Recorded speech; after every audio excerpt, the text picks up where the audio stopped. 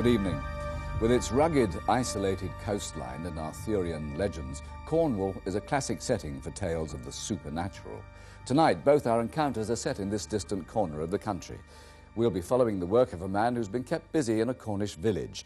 His unique job, a Church of England exorcist. More of that later.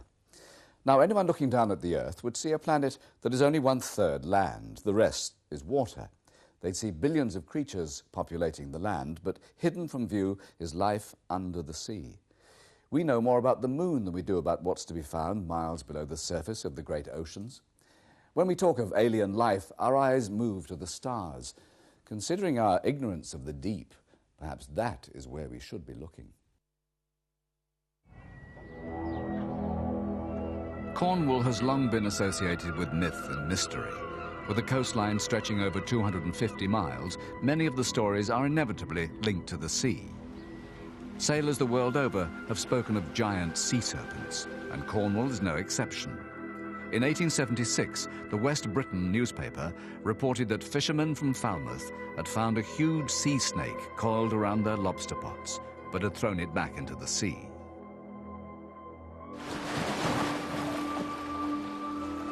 In the course of her researches into local history, writer Sheila Bird has come across many tales of strange sea beasts. There have been sightings around these shores for hundreds of years, and a lot in this century, particularly in the first decade of the century when the early steamships were around, and some of them were seen from the decks of the early steamships. Sightings of a mysterious marine animal known locally as morgua, Cornish for sea monster, continue to be reported along the coast. The village of Helford Passage lies on the banks of the Helford River, a few miles south of Falmouth. In 1979, Carrie Ham moved into one of the old Coast Guard's cottages. Early one June morning, she noticed something strange out in the bay. I looked out of the window and I saw what I thought was a yacht on its back. I thought, oh my goodness, I wonder if there's anybody on board. I looked again and it sank. Then it suddenly up came this thing like a big arm, shaking something at the end of it. Down, gone. But after that, I became very interested, and every time I saw an article or even a cutting about it, I kept it, and I've got a scrapbook, and it's filled with all the accounts. In March 1976, a woman calling herself Mary F. wrote to the Falmouth Packet newspaper claiming she had seen morgua. As evidence, she sent photographs. They were controversial. Many people suspected a hoax. But witnesses continued to come forward. One of them was Tony Doc Shields, a local artist. He claims that it was here at Parsons Beach that one November day he saw morgua. The thing was there, a small head that rose up on a long neck, and then one hump behind it, two humps behind it, and the third hump came up, and it moved very smoothly along the river here, and then turned and went out towards the bay and dropped down. Doc says he took these photographs, but without a telephoto lens, they lacked detail. His story, too, was met with skepticism. People accused me of inventing it, except that a lot of other people were seeing it as well. I know what I've seen, and it doesn't matter whether they believe me or not. The great thing about it was that the thing exists. That is the mighty thing about it, that morgua is real. The credibility of other witnesses like Sheila Bird is less easily undermined. Anyone who reports a sighting has to take a lot of stick. I'm a writer, and I'm a writer of non-fiction. I'm not a person for practical jokes or anything like that. 7 miles to the northeast of Falmouth is the village of Port Scatho. In July 1985, Sheila Bird and her brother, an environmental scientist, were walking along the cliff top above the village when her brother spotted something out to sea. Sheila, what's that? Good heavens. Whatever is it? There was this gigantic sea creature with a small head, a long neck, and an enormous hump. It's a monstrous thing. The very first thought that entered my head is, my God, it's escaped from the pages of a storybook. It's a sort of mottled grey. I would say it was swan-like, it was gliding. The shape and appearance was totally different from anything that we're familiar with. Some months after the sighting, I consulted 2 paleontologists. I only had to say a few words, and they both said to me, you don't have to say any more. We know exactly what you've seen. These are the descendants of the plesiosaur, which were thought to have been extinct millions of years ago. This theory is seen by some zoologists as the only credible explanation for the existence of such creatures. It's not an identical fit, but you wouldn't expect it to be. If it was identical, I'd have great suspicion. Whatever this creature is, if it is a plesiosaur, it has 64 million years of evolution working upon it. The sea is probably less well known than some of the planets in outer space. One man who knows the sea better than most is George Vinicum. He's been a fisherman off the Cornish coast for over 40 years. In July 1976, George set off from Falmouth for a day's fishing with a friend, John Cock. Beautiful day, clear, flat calm, nothing on the water. Just a clear, beautiful morning. 2 hours out at sea, George noticed something in the water. John! Come here, quick! I think a boat's capsized. Look over there. What do you reckon? Yeah, it could be a boat. Get closer. I suppose we're about half a mile or more off of this thing at the time. Steamed towards it. And we could see it was no boat.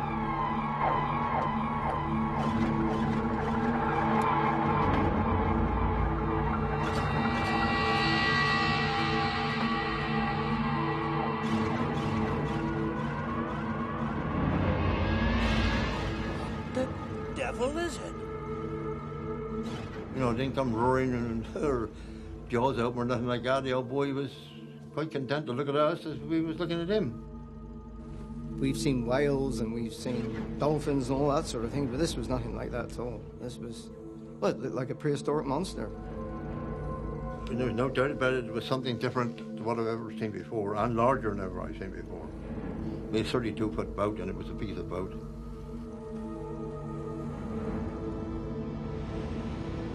The 2 men returned to Falmouth, reluctant to talk about their extraordinary encounter. But word of their sighting of a strange sea creature soon got out. A couple of days after, the local paper came down and interviewed us and asked us what we saw. That started the old ball rolling. Soon afterwards, George Vinicum had a visitor from London. Mr. Vinicum? A gentleman from the Natural History Museum rang me up and said he was coming down to interview me. The creature's neck was, how long would you say? About 5-6 feet, I'd say. And the body, what size was that? 20 feet at least. Are you sure about that? Sure as I am, if anything. Do you think you could draw it for me?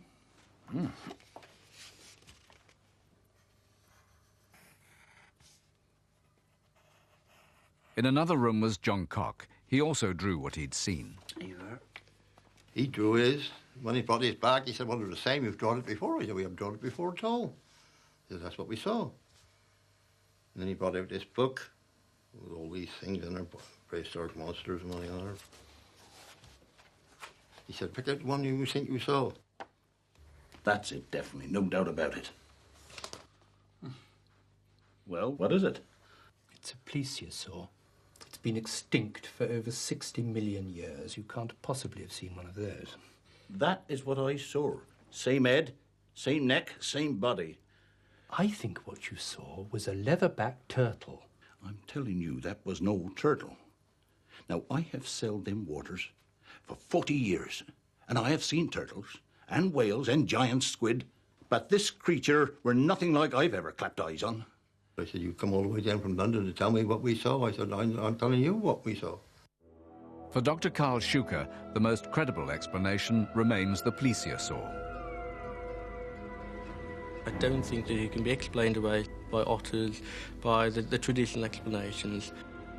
Radical or not, the best fit in relation to animals that we know existed at one time or another in the history of our planet, the best fit is the plesiosaur. But critics say if plesiosaurs do exist in Cornish waters, you'd expect to find their corpses washed up on the beaches. Dr. Schuker has an explanation for why no carcasses have ever been found. Plesiosaurs are well known for swallowing stones. They did this for buoyancy purposes. So needless to say, a large animal that has quite a fair few heavy stones inside it, when it dies, it's going to do one thing, and that's sink. Most experts believe that the sightings alone cannot prove plesiosaurs have survived to the present day. But for the witnesses, the evidence of their own eyes is proof enough.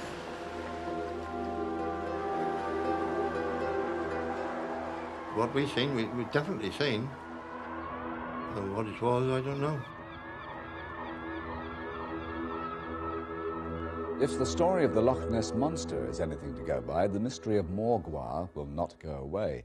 But anyone who tries to find the creature will have to search a much larger area than a loch. Morgwa, it seems, could be roaming thousands of square miles of ocean. Cornwall is also the setting for the work of a man officially registered by the Church of England to carry out exorcisms. We'll be featuring him in our second story tonight.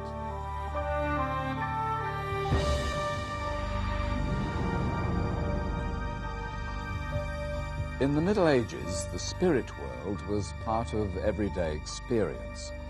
Today, the Church prefers to deal in the spiritual rather than with actual spirits. But when parishioners feel themselves haunted by a presence and modern methods are not appropriate, the Church has one ancient remedy it can still call its own: exorcism. Tonight, we tell the story of a vicar who is on a special list of clergymen chosen by the Church of England to carry out this unusual work. The Reverend Robert Law has been on the official list for more than a quarter of a century, but he can still remember the first case he came across. When I was a curate in Bedfordshire, we had a break-in to the parish church. And I had to call in the diocesan exorcist, who was a monk at Ashton, Dom Robert Petitpierre. And when he came to reconsecrate the church, he said to me, "You could have done this." And I said, "Yes, but I wouldn't do it without training." He said, "Well, I'll train you." After 4 years' instruction, the Reverend Law has carried out deliverances in houses, pubs, even disused tin mines, where hauntings have been reported.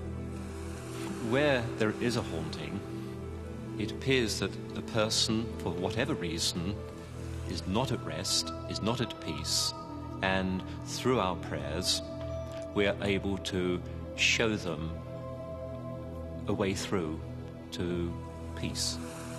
People out for a walk, rambling, saw what they thought was a person standing there. They'd turn round and then they weren't. These would be reported. Eventually, a picture built up and they called us in to deal with them. Usually, it's been a man with a hood with something going down over the neck. Like a helmet. The mine would collapse. The person would be buried. There was no point getting them out again. And so it was a shout for help from them. Life was snapped out all of a sudden. The body is dead, the body is gone, but the spirit was still around. Lord Jesus Christ, we ask that you send your holy angels to those who are not at peace here. Lift them before the throne of grace, and in your mercy grant them your peace, your joy, your light and refreshment. And the blessing of God Almighty, the Father, the Son, and the Holy Spirit be upon you and remain with you now and always. Amen. The Reverend Law is vicar of the small Cornish town of St. Columb Major. He's called on to deal with hauntings as far afield as Gorran, some 30 miles to the south. We have had a number of calls from Gorran, and the first one was from the Barley Sheaf, when Andy Thompson, the landlord, called us in. In the back bar, we would notice a very, very strong smell of pipe tobacco. This would actually occur at a time during the day when there wasn't any customers in or anything like that. And the fact that I don't smoke a pipe, none of my staff do. Then one of the regulars, Dennis Young, reported something disturbing. This gentleman went out to the toilet block, which is at the back of the pub, and was gone for quite a few minutes. And when he came in, he was visibly shaken, and they asked what had happened, and he said that he was pinned up against the wall and couldn't move. My daughter said that she'd seen a face of a man looking over her bed. First, we thought this was the imagination of a child. It then started happening on quite a regular basis. This was one of the things that prompted him to call the parish priest in, who got me to come over and sort the thing out. One of the things for a haunting is that there's a drop in temperature. Now, there are many things that can cause that. There's not any springs under there or well under there, is there? Not to my knowledge, no. Because sometimes, you know, if the damp's coming up, That's it'll make the right. whole place go Yes, cold. yeah. You've got to check those things out first. No, there isn't anything like that under there. If I show you into the back bar... Once we'd been all the way round, it was obvious that it was centred upon the pool table and the pool room, because that's where it was cold. And so we celebrated Hokumin on the pool table.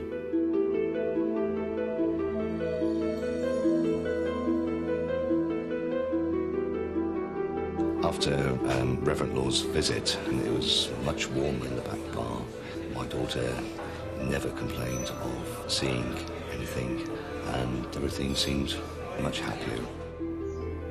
But that wasn't the Reverend's last visit to Gorin. He was called in to help Verity and Paul Roscorla at their cottage next door to the pub. It all started with the light switches going on and off, but the children couldn't reach the light switches, they were too small. And even though it's a very old cottage, the wiring's all been completely redone.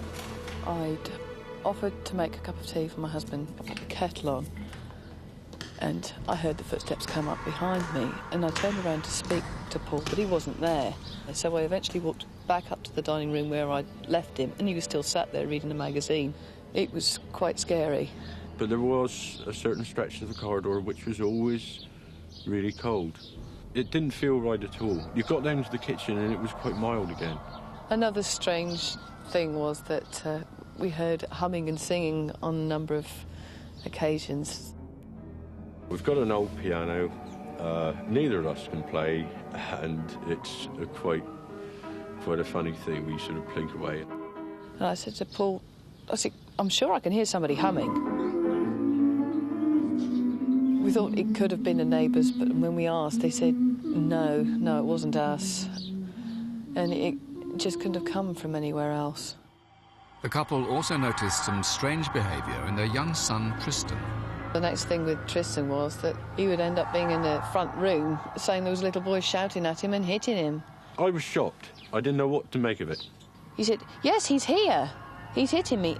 Go away, I don't like you. And he started waving his arms around.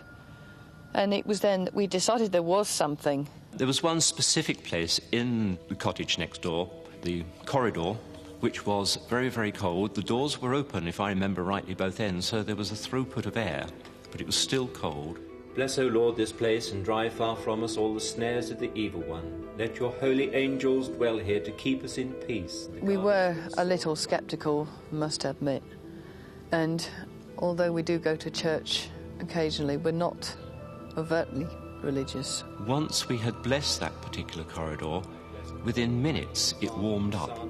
After the Reverend Law had been, it was so much different. The lights had stopped, the footsteps stopped, the humming stopped. I don't know, it was just so warm and mild. The whole house, it felt peaceful. It was quiet again. The vicar was asked to help Michael Salt and his mother Sue, also in the Gorin area, after they reported a series of strange happenings. I woke up one night and there was a loud scratching just above my head. And then the scratching stopped and somebody tried to take the duvet off. And then when I pulled it back, they tried then to tug the pillow away from under my head. I thought I dreamt it in the morning, but then it happened at intervals regularly after that. And I was always too frightened to open my eyes and see if there was anybody there. His presence was a lot stronger with me, and he used to move things around. And so one day we decided to do the experiment. on ones which are absolutely filthy, Michael, I might add. Which was lining up the shoes on the floor in a certain pattern. He's done it. We'd go back in and the shoes would be in a completely different order. Look, the desert boots were over here, the feeler were trainers at that are the end, same, look. and the The Converse beach- were next to there. They were all And the over, beach, he's definitely done it. There's no way that there could have been anything in the room because the window was closed. And, you know, we'd checked the room before and the door was closed. Well, at least you've seen it now. One night, in the middle of the night, I was woken by a disturbance or something, and I got out of bed to go into the middle bedroom to see what was happening. As I opened the door, the mirror flew from the wall and crashed onto the floor. I knew it couldn't have fallen off accidentally because it was a fixture on the wall. Michael, come here, quick! I thought, well, whatever it is here. The incident prompted the family to call in the Reverend Law, but before he could make an appointment, disaster struck. I was trying to light the fire and then there was a rumble in the chimney and then an explosion. And within 5 minutes, the house was burning. There was absolutely nothing I could do.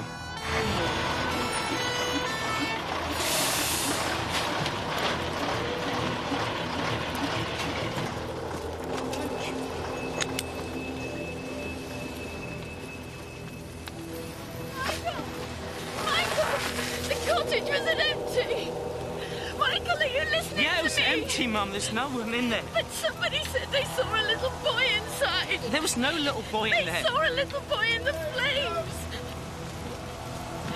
Who could it have been, Michael? There wasn't anybody else in there.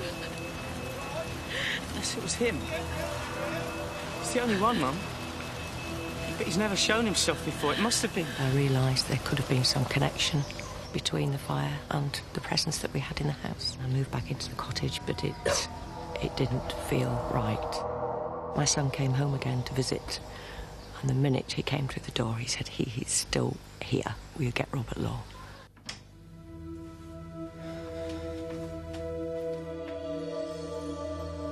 There was one particular bedroom. I experienced something which I interpreted as a young child, a boy. It's just here, isn't it? Yeah, exactly there. Yeah, it's cold. You can feel it. Just here. Cold. Yes. He stopped and said, he's there. There he is. He's there in that corner. I said, well, that is exactly where Michael said he was. That's it. The holy water represents the water of baptism, where we are redeemed into Christ. We are freed. Since Michael had been the person who had experienced most of what was going on in the cottage, it seemed right, if he wanted to be there, that he should be involved. After Reverend Law had gone that day, it did feel more peaceful and a lot calmer than it had before.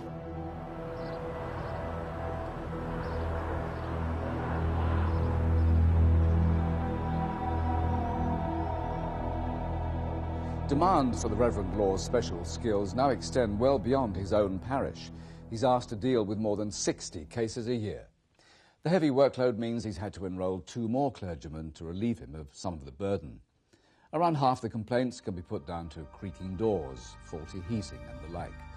But for the rest, he has no physical explanation. Good night.